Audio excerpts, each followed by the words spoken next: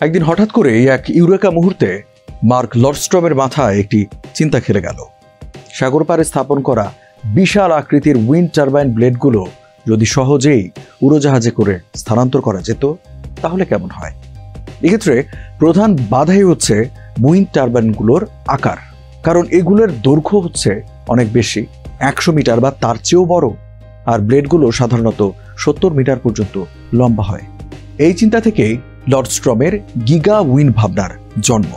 আজ আমরা জানবো বিশ্বের সবচেয়ে বড় উড়োজাহাজ বানানোর গল্প। 2016 সালে লর্ডস্ট্রম প্রতিষ্ঠা করেন রেডিয়া নামের একটি কোম্পানি, যার লক্ষ্য ছিল বিশাল আকৃতির কোনো বস্তু পরিবহনে যে সীমাবদ্ধতা সেটি ভেঙে দেওয়া। পরিকল্পনা ছিল এমন এক বিশাল উড়োজাহাজ বানানোর যেটি সহজেই বিশাল উইন্ড টারবাইন ব্লেড পৃথিবীর এক প্রান্ত থেকে অন্য প্রান্তে নিয়ে যেতে পারবে। এরপরই উইন্ড রানার নামে অসাধারণ উড়োজাহাজটির ধারণার জন্ম হয় এবং একে বলা হচ্ছে বিশ্বের সবচেয়ে বড় উড়োজাহাজ, যদিও এটি এখনো তৈরি হয়নি। মজার ব্যাপার হলো রেডিয়া আগে কখনো কোনো উড়োজাহাজ বানায়নি, কিন্তু এই প্রকল্পে তারা মুহূর্তকালের জন্য পিছপা হয়নি, বরং অভিজ্ঞ প্রকৌশলী ও উপদেষ্টাদের নিয়ে গঠন করেছে একটি সাহসী দল। তারা এমন একটি উড়োজাহাজ বানাতে চায় যেটি চলবে প্রচলিত প্রযুক্তির উপর ভিত্তি করে, নতুন করে কিছু আবিষ্কারের কোনো দরকারই পড়বে না। এই যুক্তিতেই বাতিল করা হয় গতানুগতিক এয়ারশিপের আইডিয়া এবং বেছে নেওয়া হয় বিশাল এক ফিক্সড উইং এয়ারক্রাফট।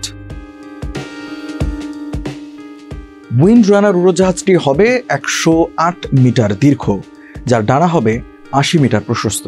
এটি উড়তে পারবে 74 টন ওজন নিয়ে আর যাবে প্রায় 2000 কিলোমিটার দূরত্বে। এর পেট এতটাই বিশাল যে এটি একসঙ্গে 3টি 80 মিটার দীর্ঘ উইন্ড ব্লেড কিংবা একটি 105 মিটার দীর্ঘ ব্লেড বহন করতে পারবে। সবচেয়ে বড় কথা, এই দানব উড়োজাহাজটি নামতে পারবে ছোট ও ভাঙাচোরা রানওয়েতেও, যা সহজেই তৈরি করা যাবে যে কোনো গ্রামে। এই বিমানটি নির্মাণে কাজ করছে বিভিন্ন দেশের দক্ষ প্রতিষ্ঠান।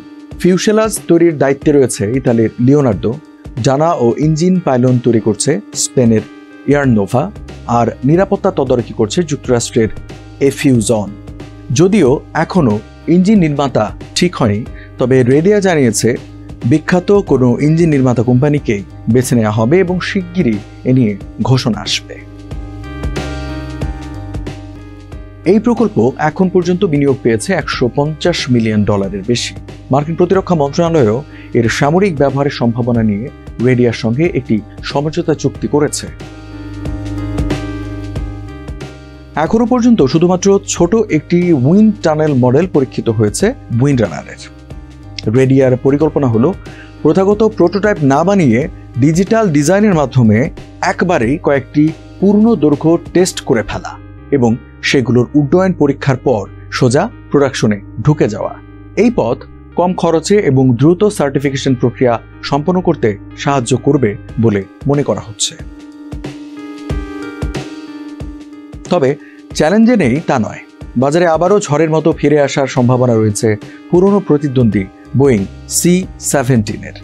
বিশেষজ্ঞদের মতে রেডিয়ার পক্ষে নতুন এয়ারক্রাফট নির্মাণে যথেষ্ট পুঁজি ও রাজনৈতিক সহায়তা জোগাড় করাই এখন সবচেয়ে বড় চ্যালেঞ্জ। তবু এক সাহসী কল্পনার হাত ধরে যদি পৃথিবীর সবচেয়ে বড় উড়োজাহাজ আকাশে ওড়ে, তবে সেটি কেবল নতুন প্রযুক্তির উদ্ভাবন নয়, বরং নবায়নযোগ্য শক্তির পথকে এক নতুন দিগন্তে নিয়ে যাবে, ঠিক যেমনটা কল্পনা করেছিলেন মার্ক লর্ডস্ট্রম তার সেই ইউরেকা মুহূর্তে। ভিডিওটি কেমন লাগলো তা কমেন্টের মাধ্যমে জানাতে পারেন। আর এ ধরনের ভিডিও নিয়মিত পেতে হকার নিউজ চ্যানেলটি সাবস্ক্রাইব করে আমাদের সঙ্গেই থাকুন।